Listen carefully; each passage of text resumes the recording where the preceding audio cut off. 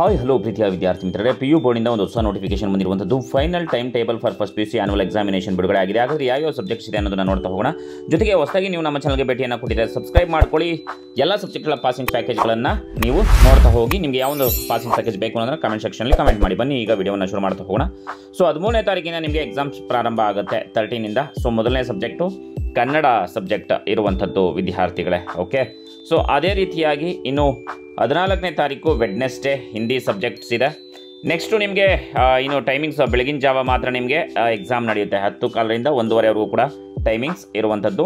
ಇನ್ನು 15ನೇ ತಾರೀಕು ಥರ್ಸ್ಡೇ ಪೊಲಿಟಿಕಲ್ ಸೈನ್ಸ್, ಸ್ಟ್ಯಾಟಿಸ್ಟಿಕ್ಸ್, ರಾಜ್ಯಶಾಸ್ತ್ರ, ಸಂಖ್ಯಾಶಾಸ್ತ್ರ ಇರುತ್ತೆ. ಇನ್ನು 16ನೇ ತಾರೀಕು Friday information technology, retail, automobile, health care, beauty wellness ಇರುತ್ತೆ.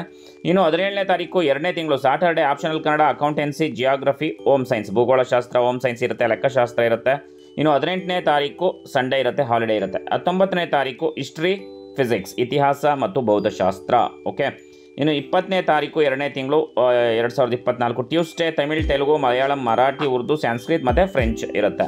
ಸೊ ಇನ್ನು ಅದೇ ರೀತಿಯಾಗಿ 21ನೇ ತಾರೀಕು ಹಿಂದೂಸ್ತಾನಿ ಮ್ಯೂಸಿಕ್, ಸೈಕಾಲಜಿ, ಕೆಮಿಸ್ಟ್ರಿ ಮತ್ತು ಬೇಸಿಕ್ ಮ್ಯಾಥ್ಸ್ ಇರುತ್ತೆ.